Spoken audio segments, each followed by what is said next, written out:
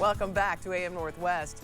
Promoting mental health in the workplace not only helps avoid employee stress and burnout, it directly impacts an organization's success and sustainability. Here to share 5 inexpensive ways to support mental health in the workplace, we welcome back executive coach and brand strategist, Dr. Carol Parker Walsh. Good to see you again. Good to see you too. It really is an important topic, especially, we experienced that during, the pandemic quarantine. Yes, really absolutely. came to light. It is when people talk about the future of work and human capital management and just really the sustainability of organizations, mental health is a huge issue right now. Yeah. And, it used to be so taboo to talk about it at work, but now it is something that organizations are rallying around, trying to make sure that they're creating an environment and space for their people to make sure that they can function at their highest capacity while they're at work. And you say it's really important to talk about it.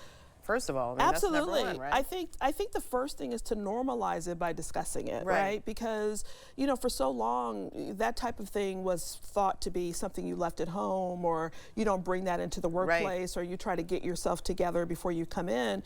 And what we're noticing is that some of the younger generations have no problem talking about their mental health issues, right? We saw that even in the Olympics with Simone Biles or with Naomi Osaka in tennis, right? They're more open to those conversations. So organizations need to normalize it and not make it feel like such a taboo topic by having that conversation, because it could be something in the workplace that they could change, or something that they can really help with to make sure that the employee is functioning well. And we also learned too about being flexible. Absolutely, right. And I was giving a talk recently, I think I was telling you about, and one of the questions that someone asked is like, well, what can we do to really help with that? And one of the things is just doing things like allowing employees to swap shifts or something of that nature. Right. I know sometimes people are really restricted around what they can do and what they can offer, depending on where you're working.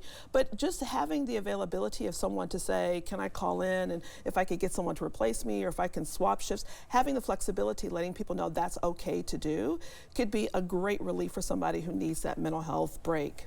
And also provide the resources that are needed. Yeah, for sure. I mean, I'm no expert. I'm not coming on here saying that I'm a mental health expert. So I think it's important to have resources available from people who are experts in that area. So if you're in a smaller organization and you don't have, an EAP or something of that nature where you can send people to, I think it's a great idea to bring in mental health professionals to give talks or to have discussions or to provide resources or to give information that otherwise would not be available in the organization, so that people are equipped to know where to go and what to do if they're struggling with mental health issues. Right, makes sense. Yeah. And I've got to believe that you really need to encourage people to take some time off sometimes. Oh, absolutely. And I think it's a double-edged sword, because sometimes, I coach a lot of executives and leaders who they leave for work, but they work while they're gone, right? They're on vacation and everyone knows where they are. And they're still sending emails. They're sending emails or checking emails. They're just spending a few hours in the morning. So if you have time off, take the time off. But on the other side, organizations, don't call people when they're off. Don't call them and say, hey, can I ask you a quick question, or something went awry and we need your input.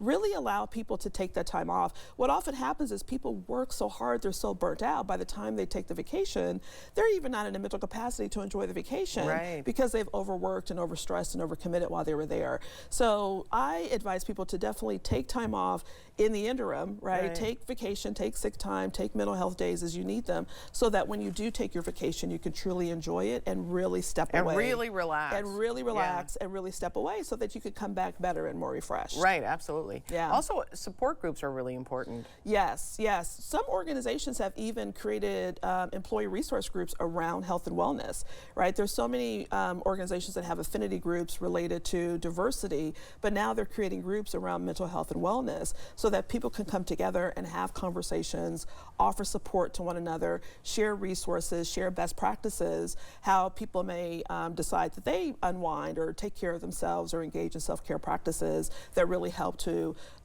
evolve their mental health in such a better way, so that they can function at their highest possible level. We got to pay attention to it. Mental health is so very important. Yeah. Absolutely. All valuable information. Carol, thank you so much. You're welcome. Appreciate it. Thank you. All right, we'll be right back with more AM Northwest. Don't go away.